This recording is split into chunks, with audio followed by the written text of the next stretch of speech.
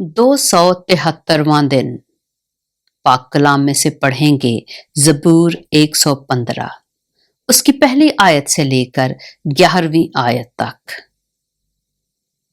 हमको नहीं, ऐ खुदावंद, हमको नहीं, बल्कि तू अपने ही नाम को और अपनी शफकत और सच्चाई की खातिर जलाल बख्श।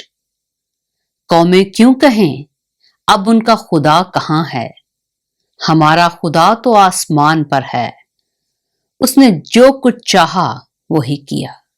उनके बुत चांदी और सोना हैं, यानी आदमी की दस्तकारी।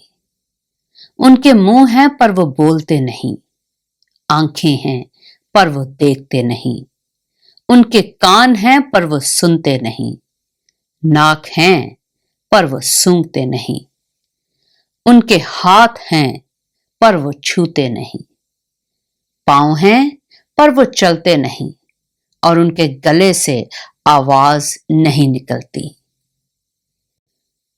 उनके बनाने वाले उन्हीं की मानद हो जाएंगे, बल्कि वो सब जो उन पर भरोसा रखते हैं।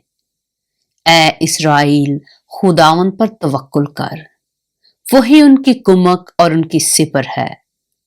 ऐ हारून के घराने, खुदावन पर तवक्कुल करो, वही उनकी कुमक और उनकी सिपर है। ऐ खुदावन से डरने वालों, खुदावन पर तवक्कुल करो, वही उनकी कुमक और उनकी सिपर है। पाक कलाम के पढ़े और सुने जाने पर खुदावंद की बरकत हो।